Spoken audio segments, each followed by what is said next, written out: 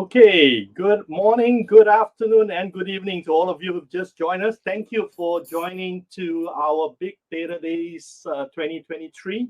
My name is John. I will be your host, or should I say the co-host for track 2 itself. Today, we are very, very grateful to have Mr. Rodney Lee, who have actually joined us. Rodney is actually a Senior VP, Business Development for Firmus, and he is actually working with a leading award-winning regional cybersecurity company with offices in Malaysia and Singapore.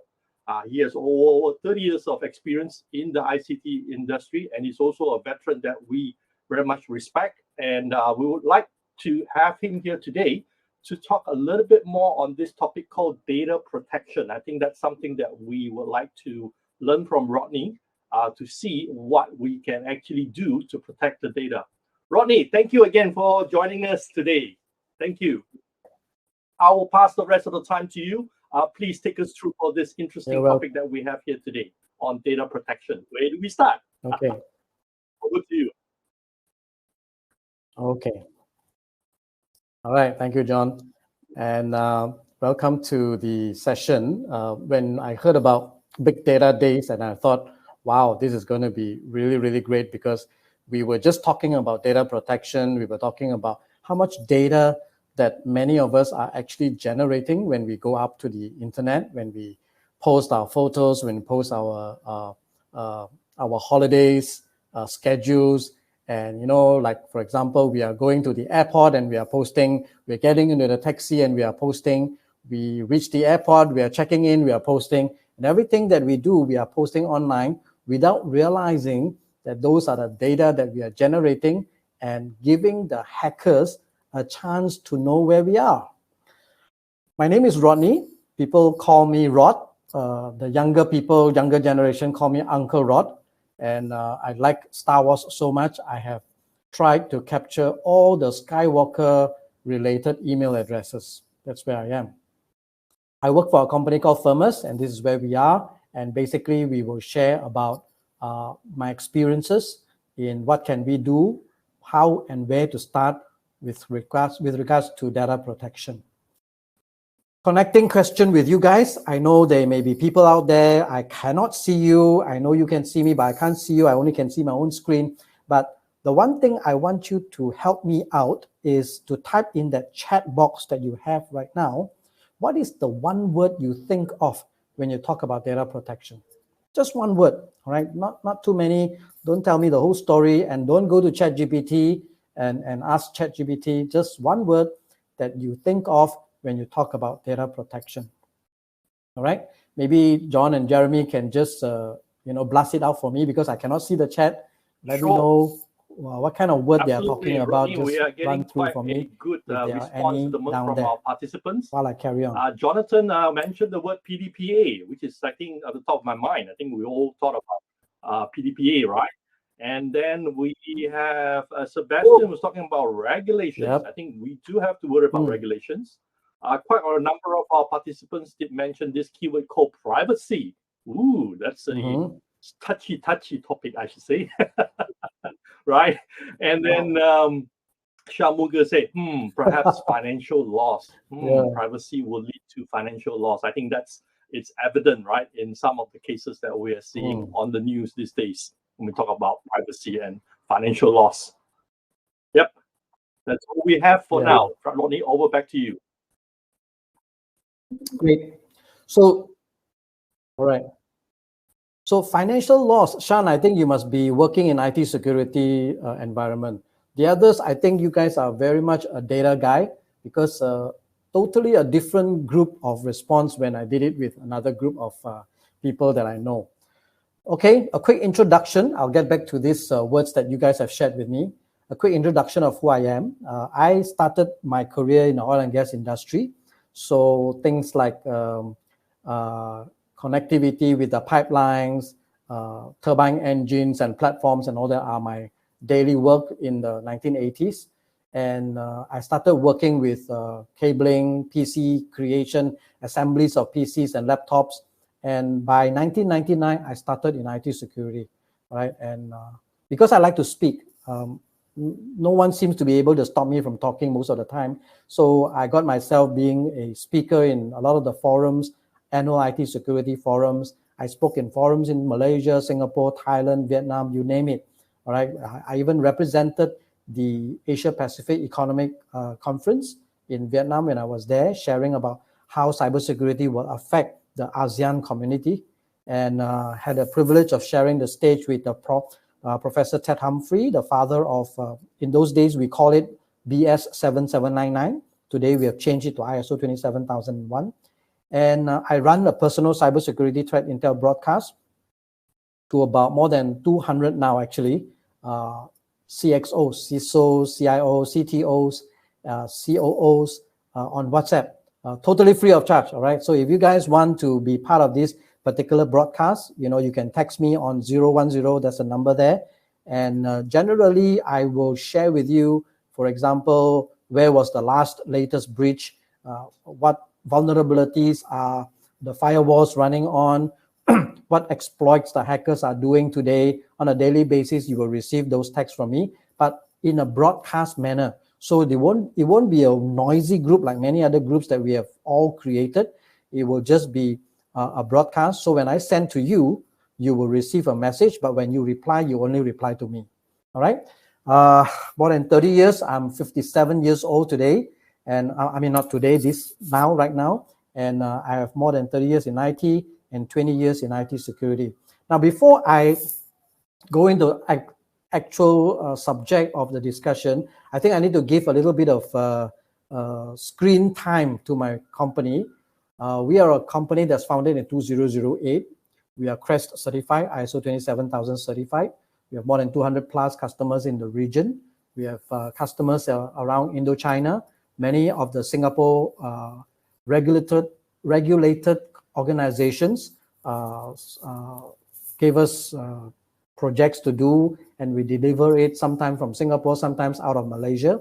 We have more than 80 plus security and technical certifications. We are the only company in Malaysia that has received the Cybersecurity Company of the Year award for 2012, 2016, and 2021. Only company in Malaysia that received this award 3 times. Second connecting question, have you started your digitalization plans? In a scale of 1 to 10, how far do you think you have gone into digital transformation? So your answer should be yes or no. If it's no, then there will be no number after that. But if it's a yes, give me a number. Is it a 5 out of 10? Is it a 3 out of 10 or a 7 out of 10? I need your help. John or Jeremy can just shout out some of the numbers to me.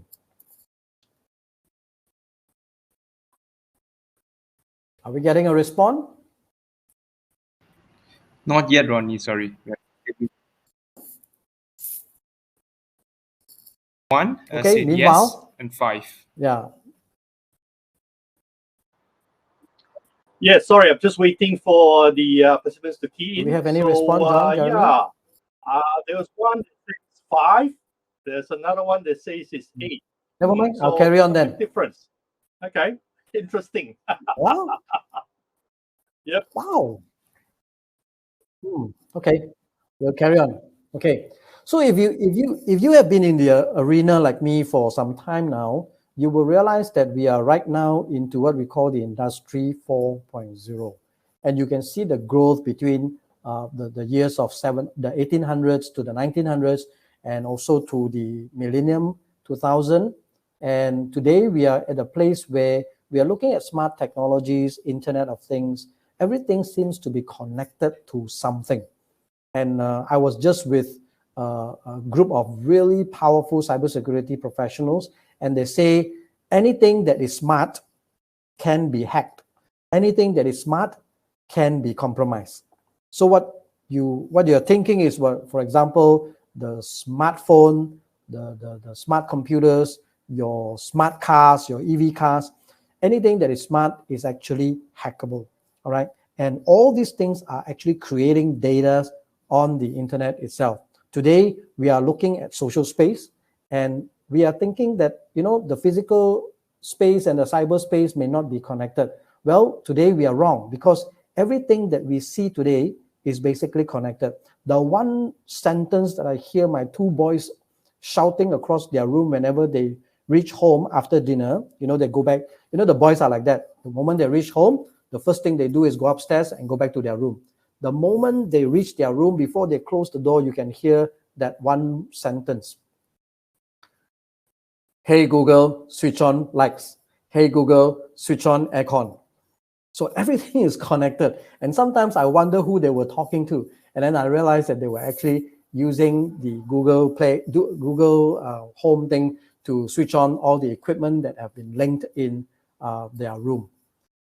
We are moving very much into a connected space. Today, when you look at all the data that has been given, we are talking about 5 billion people of internet users as of today.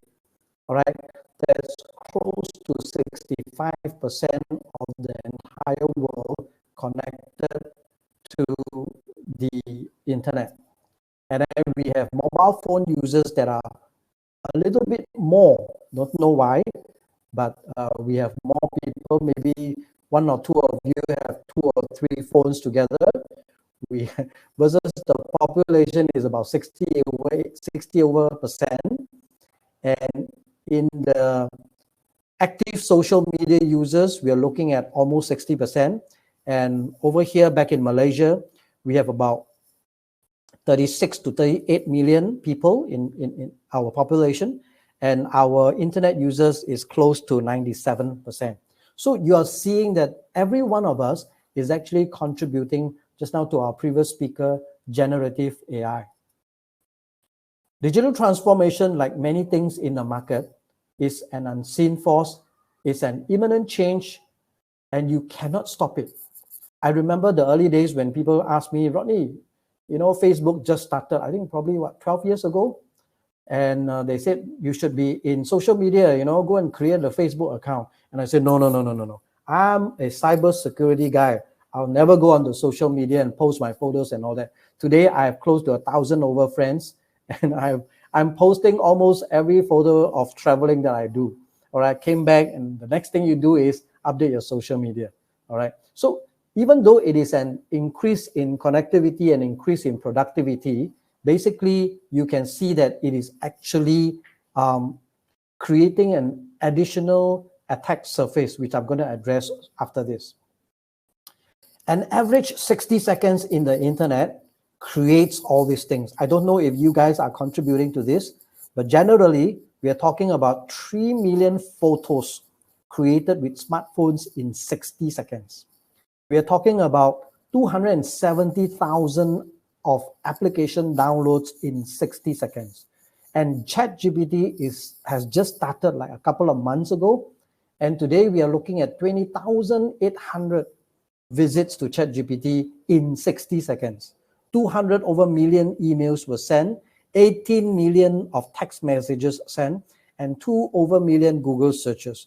Looking at all this tells you this is the amount of data that we generate every minute. Who generates the data? Who is contributing to the AI?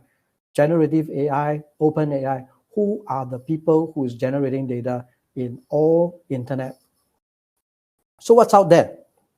What's out there in the world, all right? We want to take a look at this particular question that basically many of us may be shy to answer, all right? But how many of you have seen or experienced cyber attacks or data breach situations? Now, you don't have the answer I have. You can also say that I think my friend did.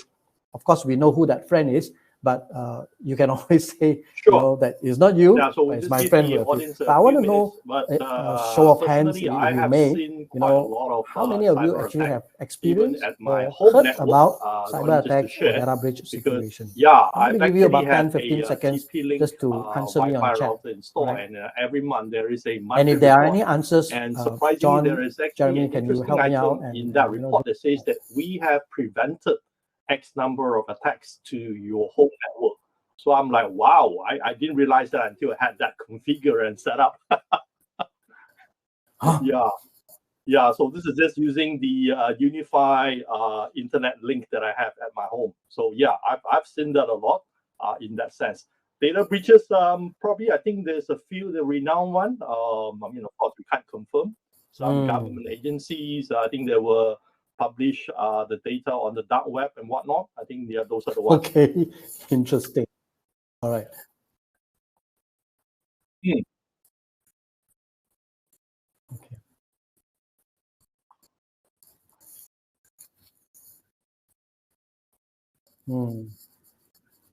Yeah.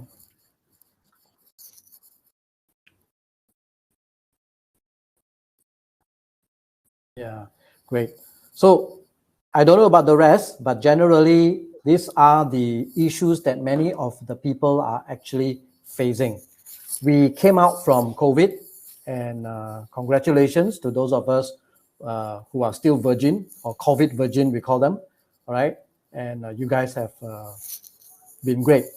We know that what we are seeing on this screen is the new normal, but we realize that this new normal actually has created new challenges, because what happens is we have inevitably created an enlarged attack surface.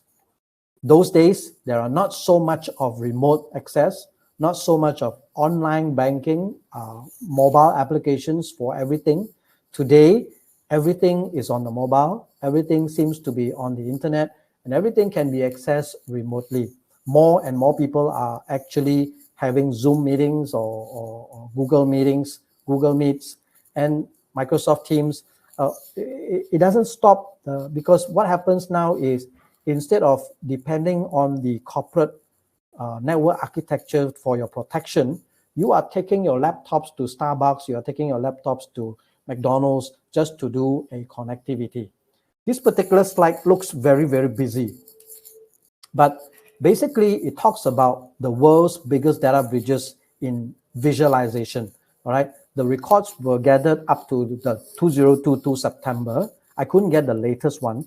All right, I hate to give you dated data, but I can't get. This is the latest that I can get from the particular information is beautiful.net visualizations. Right at the bottom of the left corner, you can see the reference. Generally, when we see a slide like this, we will say, "Oh, poor guys," you know. And then you look at Facebook, 533 million. Oh, I'm so sorry to those people who have been breached. And then if you were to be like one of my friends who is working in a hospital in Australia, who just shared with us his experience like a couple of days back.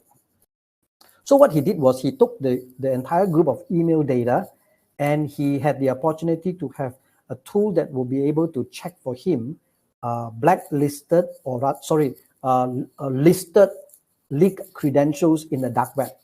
So he took the entire database and he searched for it. And all of a sudden, he found that there were a lot of his colleagues and friends who has their credentials leaked through all these circle breaches. So you use a credential, for example, your company mail, and then you sign up for Facebook or you sign up for Microsoft. And Microsoft is breached with 250 million records. Guess where those 250 million records came from? I'm sorry to say it came from you. Marriott International has 383 million records that was stolen. Who do you think are inside this 383? Have you been to Marriott recently? Do you have a Yahoo account? Yahoo has lost 500 million records. Have you booked accommodation and flight through Experian recently? So these are the things that we don't really see. Yeah. Yeah. I have shifted back. Have you seen this? Can you see the slide? Okay. All right. So Biden Cash has actually leaked 2 million credit card data. And then there is also a financial services industry organization in Australia that has breached 7.9 million 53,000 passport and 6.1. So all these are real data that has been lost in the internet. All right. So how do you fight back? How do you fight back as a person? How do you fight back as an organization or even as a country with regard to all this data that has been out there? So I'm sharing with you the 8 C's of data protection. These are the areas that we can work on, things that whether an organization or even a country or yourself, you can work on this to ensure that you are able to protect those data together with your fellow colleagues or your friends and your family, all right? So the 8 C's are compliance, confidentiality, consent, control, cybersecurity, communication, culture, and collaboration. Let's start with the first one, compliance. See, one of the issues that compliance has in terms of protecting the data that we hold is basically the rules and regulations are not clearly defined. All right. Many times the regulatory body will come out with guidelines that are very very general. All right, the policies and guidelines are very general, and they don't want to go into the specific because they do not want to be telling the people what to do. All right, but when it comes to law and protection, I think the laws and rules must not be biased, but it must be very clear. All right, so that people will be able to use that as an enforcement. It must be a yes and no, not a maybe and grayish in area.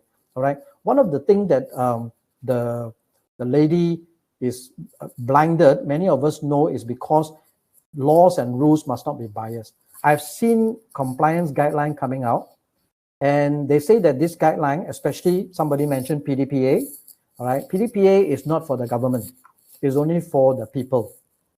I find that that is totally absurd because most of the issues that of data leakage come from government-related organization. So you cannot exclude organization or government bodies because data is data. Data is no respecter of person or organization. Second C is confidentiality. All right, they need to be a very understood guideline as far as confidentiality is concerned. All right, you must be able to physically say, okay, this one I can do, this one I cannot do, this one I can do, this one I cannot do. All right, confidentiality must be treated very, very strict, and then enforcement must be put in. The problem with many of the Personal Data Protection Act, PDPA, is there is no proper and fixed enforcement. Next thing is consent management. All right, I'm taking an example of GDPR because consent management is very, very important. I don't know about you guys, but I have received numerous calls coming out from people whom I don't know, and they address me by my name. How do they get my number? How do they get my contact? This is calling on a mobile number. All right, these are all very, very important consent management, and we need to enforce it. Control. We need to be able to know how to prevent and how to exercise access control. All right, implementing measures to make sure that data access is controlled from a single point with policies that are listed and policies that are understood, policies that are clearly defined. All right, establishing permissions, authentications, and data governance policies and procedures. Those are very, very important aspects of control. In terms of cybersecurity, we always recommend a continuous methodology. That's why you see the circle, and it has to come through 3 different P's. We call this the cybersecurity 3 P's: the process, product, and people. All right. In terms of process, the process guides the path. Make sure people know what to do. If the person who is in charge of that particular data or protecting that particular data is not around anymore, can the next guy sit in using the process that has been set forth and run with same quality and same controls? All right. Technology allows you to scale. If you need to do something that is mundane, you want technology to take over because the human brain needs to be used for the higher decision-making processes. All right.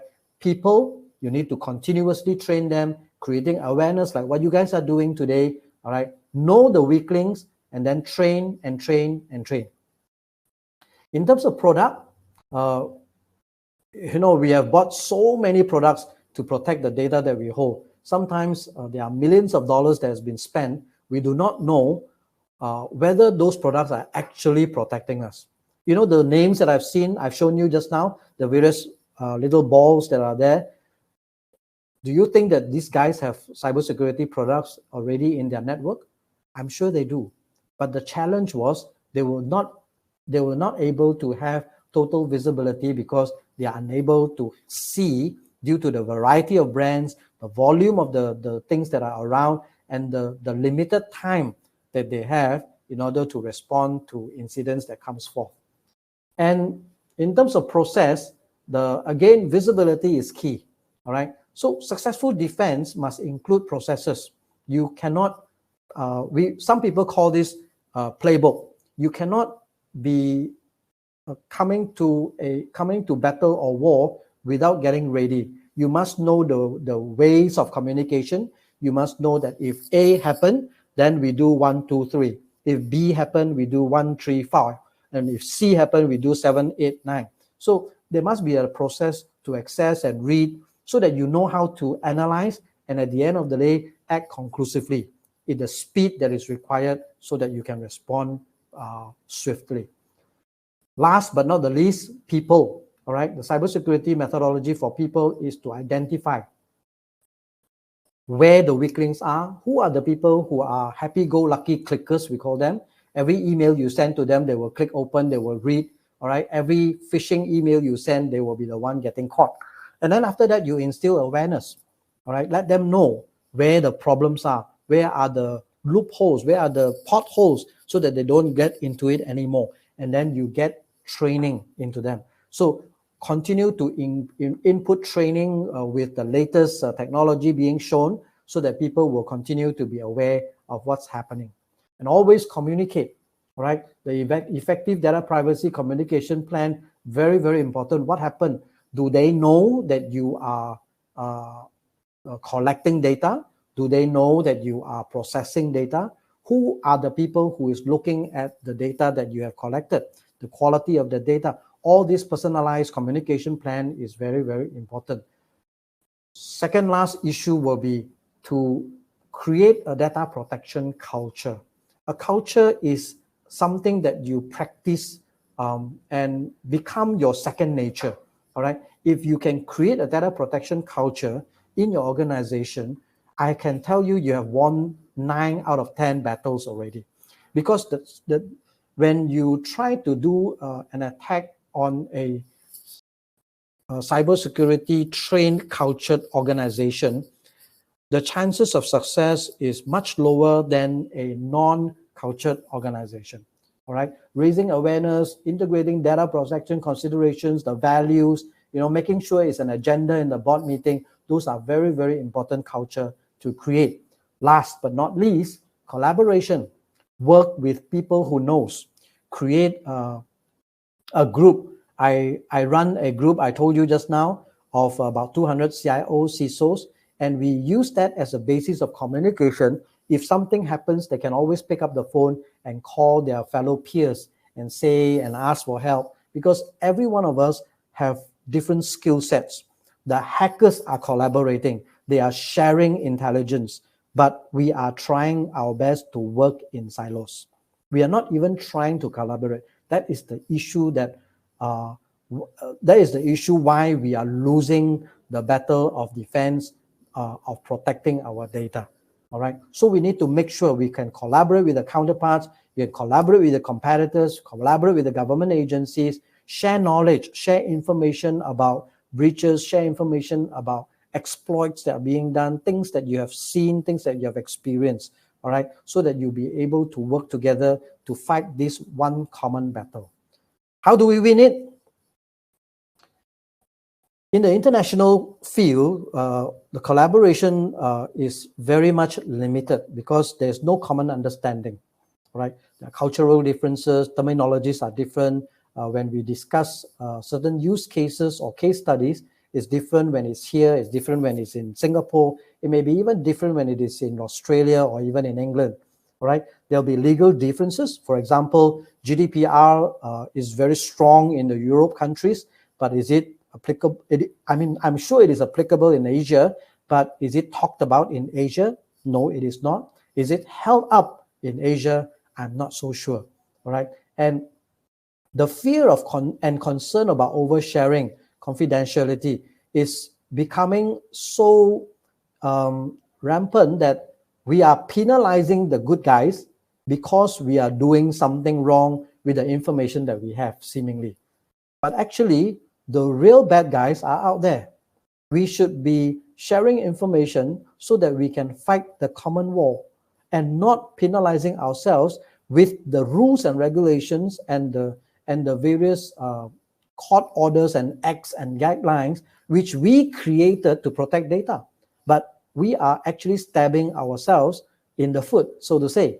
All right. Lack of information and resources. Obviously, you need to collaborate with those people like us who are in the field, and the lawyers need to teach us how to protect data, how to classify data, and some of the real experts like red teamers and all that need to also be, when we see data. I remember when I saw the list from the Biden cash leak, the first thing that came to my mind is I need to compile this and share it with the banks, because the banks needs to know so that they can quickly call up all those people whose name is on the list so that they can come in and the bank will immediately change the credit cards for them. Now that's my immediate reaction. But I was talking to another group of people, and that group was telling me that they knew that someone else have the list, but that person refused to share, citing PDPA. I was like, come on, man. We are trying to help these guys so that they won't get into trouble because their credit card has been leaked out. And here you are, you're citing PDPA on me. I don't know. I'm not a lawyer myself, but all I know is we are all fighting in the same war. We are all fighting on the same side, but instead of pointing our guns outside, we are pointing our guns at one another. So today, my advice or my sharing with you guys is the solution is, number one, we must share our cyber readiness. How ready are you? If in the scope of the 8 C's that I've shown you, maybe some of us are strong in C1, C2, C3, C4, and the others could be strong in C5 and 6. If we combine our knowledge and cooperate, both of us have C1 to C6. But if we stick to ourselves and circle ourselves and close ourselves out with all this GDPR, guideline, PDPA guideline, we are the only one who is locking ourselves in all this, and so much so that we begin to be limited with the knowledge that we acquire. We need to strengthen and make sure that we have this mutual legal assistance with one another, so that the good guys are not penalized by the law, but we target the bad guys so that we can help those who are victims using the law. We need to be able to inform, that we can share intelligence with, so that we know if my neighbor is hit. All right. I remember just a couple of weeks back, we had this issue. This guy will climb the gate into the houses in our area of where we stay, and he wears a slipper. And from the first time round, nobody was sharing information. Everybody was just saying, oh, somebody came in and took my shoe. And then another guy says somebody came in and opened my car door. And that's it. And we couldn't get anywhere. So I gather every one of these guys together and I say, hey, can you guys, anyone has got a CCTV that has captured this guy's face? And one person all of a sudden just answered into the group and say, hey, I have actually. And we printed the guy's face and we stick the guy's face at the security guard entrance and a few of the parks that our area has. And there was peace and quiet for the next 6 months. We need to assist one another with information that we have and not be afraid to share. All right. Actively participating. If you have regional forums, share with one another and then build each other. Like I said, if you are strong in 1, 2, 3, and 4, then someone else is 5, 6, 7, 8. We don't have to reinvent the wheel.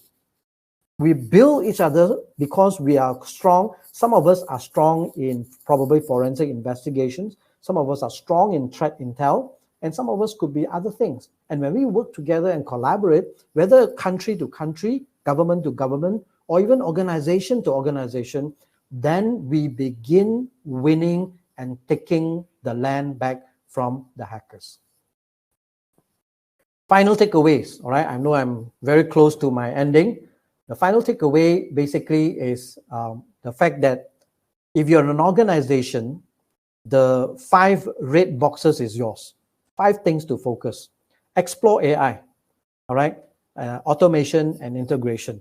If your organization is having a lot of, you're having a lot of data that you need to protect, explore AI. You cannot do it with your eyeball, all right? You will fail. I'm telling you, you will fail, all right? Step up security awareness with your organization. Off and on, measure your security maturity. Know where you are compared to your peers, and know your peers and collaborate with them. Run your cyber drill. Many of us run our fire drill at least twice a year, or to the very least once a year. But how often do we run cyber drill? Do you know how you are going to respond when something goes wrong in the cyber network?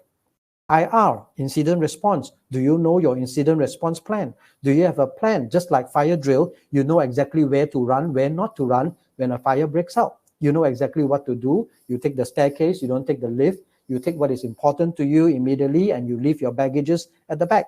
Those are all drills that you have tested on. But on the cyber front, have you actually tried running it? Monday morning when you come into the office, you can't log into anything in the server. What do? Who do you call? 15 minutes down the line, there is a call from your telco saying that your IP address has been used to hack into 3 different companies, and these 3 different companies have made police report. Who will address the media? What are you going to do? What are you going to tell? Who are you going to call to engage? All right. Next thing is, of course, to engage top leadership, you need to tell them about all the things that are required, present to them, educate either the board or the senior management. And if you're an individual, then you need to remember these 6 things. Number 1, the black boxes. Nothing comes easy and free. All right, there's no free lunch. I'm sorry. All right, they always wait for you to take the bite.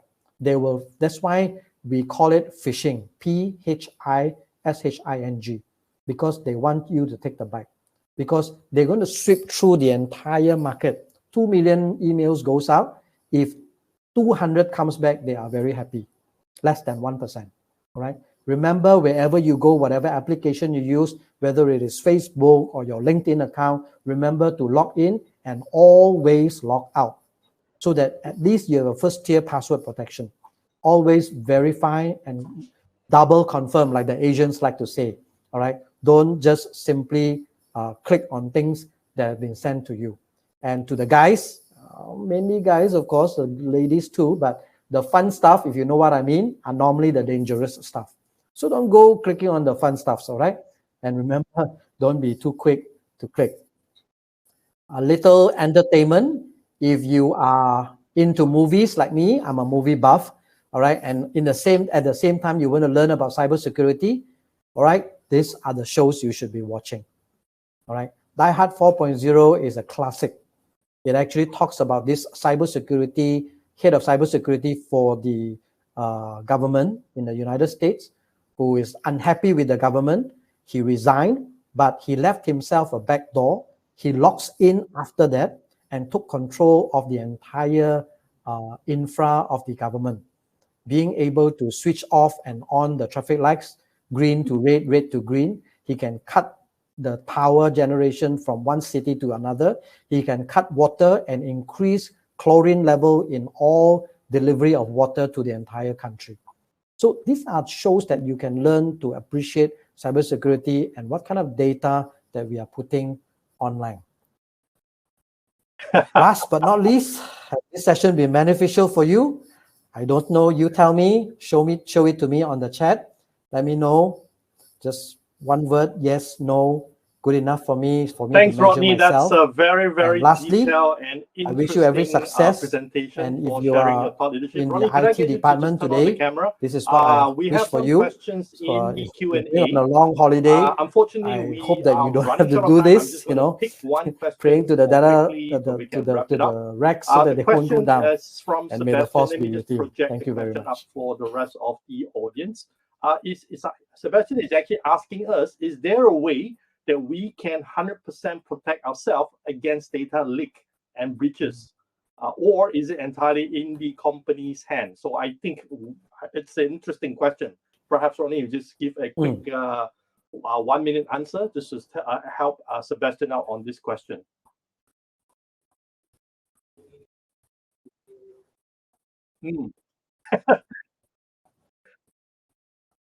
Yeah, I think so too. Even just now when you were saying that how your boys reacted when they come back home, right?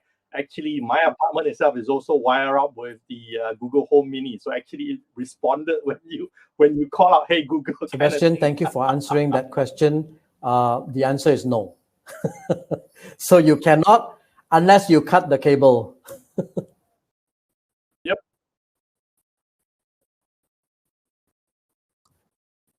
Yeah.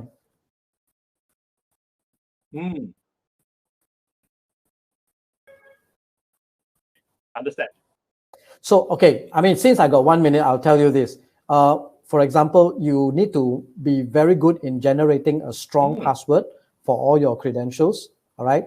When I say a strong password, I mean it doesn't link to anything visible to anybody today. Possible. Now, yeah. I'm going to be very open because I'm very candid. I'm that kind of person. Okay.